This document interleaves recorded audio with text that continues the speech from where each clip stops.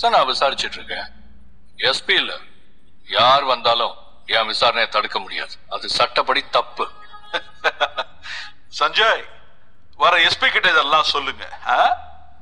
அப்ப தெரியும் எஸ்பியோட பவர் என்னன்னு. ஹலோ தேவராஜ். Hello sir. ஒன்னும் ஃபீல் பண்ணாதீங்க, பாத்துக்கலாம். What is this Sanjay? நான் சொல்லியும் இவங்களை ரிலீவ் பண்ணாம என்ன பண்ணிக்கிட்டு இருக்கேன்? இன்வெஸ்டிகேஷன் பண்ணிட்டு இருக்கேன் சார். நான்சென்ஸ். நான் தான் இவங்களை இந்த கேஸ்ல இன்வெஸ்டிகேஷன் பண்ண வேண்டாம்னு சொன்னல. இல்ல சார், எனக்கு இவங்க மேல சந்தேகமா இருந்துச்சு, அதனாலதான் விசாரிச்சுட்டு இருக்கேன். என்னையா சந்தேகம் உனக்கு? உனக்கு சந்தேகம்னா யாரை வேணாலும் கூப்பிட்டு விசாரிப்பியா? எல்லாத்துக்கும் ஒரு லிமிட் இருக்கு. என் லிமிட் என்னன்னு தெரிஞ்சுதான் சார் நான் இன்வெஸ்டிகேஷனே பண்ணிட்டு இருக்கேன். நீ ரொம்ப ஓவரா பண்ணிட்டு இருக்க சஞ்சய்.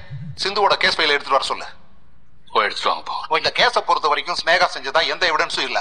அப்புறம் எதுக்காக ஸ்னேகாவை இன்வெஸ்டிகேஷன் பண்ணிக்கிட்டு இருக்கீங்க? சிவா ஸ்னேகா மேல சந்தேகம் இருக்கிறதா சொல்லியிருக்காரு சார், அதனாலதான் அவங்கள இன்வெஸ்டிகேஷன் பண்ணிட்டு இருக்கோம். சிவா சொன்னான்னு ஸ்னேகாவை இன்வெஸ்டிகேஷன் பண்ணுவியா? சிவா நாளைக்கு என்ன கூட சொல்லுவான், அதுக்காக என்னையே இன்வெஸ்டிகேஷன் பண்ணுவியா? என்ன சஞ்சய், நீ முழுக்க முழுக்க சிவாவுக்கு ஃபேவர் பண்ற மாதிரி இருக்கு. ஜென்யூனா நீ இந்த கேஸை ஹேண்டில் பண்ணல.